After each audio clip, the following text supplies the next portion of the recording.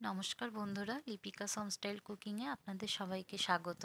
আমার আজকের recipe vegetables omelette. আপনাদের অমলেট ফ্রাই করার সময় কি ভেঙে যায়? যদি ভেঙে যায় তাহলে আমার এই টিপস ফলো করুন, অমলেট আর ভাঙবে না। ফ্লাফি পারফেক্ট অমলেট তৈরি করে নিতে পারবেন।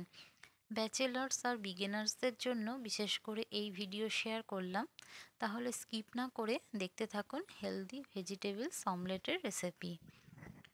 অমলেট বানানোর জন্য আমি এখানে দুটো এগ নিয়েছি। এগটা ফাটিয়ে এখন একটা বোলের মধ্যে নিয়ে নিচ্ছি। ভালো করে এগটা এখন বিট করে নেব। ভালো করে যদি এইভাবে বিট করে নেওয়া হয় তাহলে অমলেটটা সুন্দর ফ্লাফি তৈরি হবে।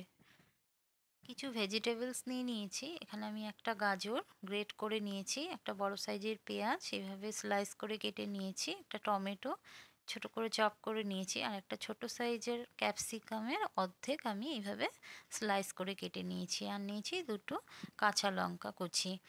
সব ভেজিটেবলসগুলো এখন বোলের মধ্যে দিয়ে দিচ্ছি। একটা ছোট চিজ কিউবস নিয়েছি, চিজটা এখন একটা গ্রেটারে গ্রেট করে নিচ্ছি। চিজটা অপশনাল, আপনারা চাইলে দিতে পারেন, না হলে স্কিপও করতে পারেন। চিজটা এখন আমি বোলের মধ্যে নিয়ে নিচ্ছি। আপনারা যদি চিজটা দেন আপনারা শেষেও দিতে পারেন অমলেটটা বানিয়ে। এখানে আমি অল্প পরিমাণে দিয়েছি বলে একবারে সব কিছুর মধ্যে মিক্সড করে নিলাম। দিয়ে দিয়েছি পরিমাণ মতন হলুদ, পরিমাণ মতন নুন, আর খুব সামান্য গোলমরিচ গুঁড়ো। সব কিছু দিয়ে ভালো করে মিক্সড করে নিচ্ছি। ভালো করে মিক্সড করা হয়ে গেছে। এখন আমি গ্যাসে একটা ফ্রাইং প্যান বসিয়ে দিয়েছি, তাতে দিয়ে দিচ্ছি 2 থেকে 3 টেবিল স্পুন সর্ষের তেল।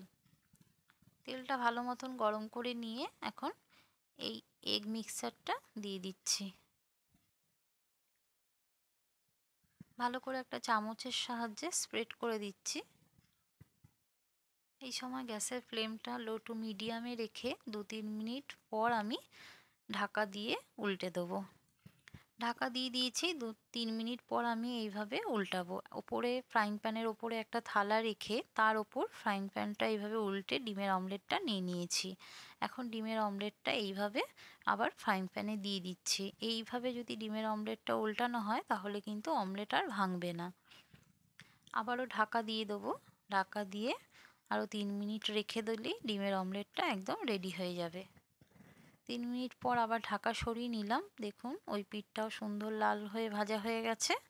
ডিমের অমলেট একদম রেডি হয়ে গেছে। আমি গ্যাস অফ করে এখন একটা প্লেটের মধ্যে নিয়ে নিচ্ছি। তৈরি হয়ে গেল ভেজিটেবলস অমলেট।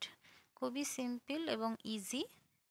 আমরা তো সাধারণত পেঁয়াজ কাঁচা লঙ্কা দিয়ে অমলেট বানিয়ে খাই, তা এইভাবে ভেজিটেবলস দিয়ে অমলেট একবার আপনারা বানিয়ে খাবেন। আশা করব আপনাদেরও ভালো লাগবে।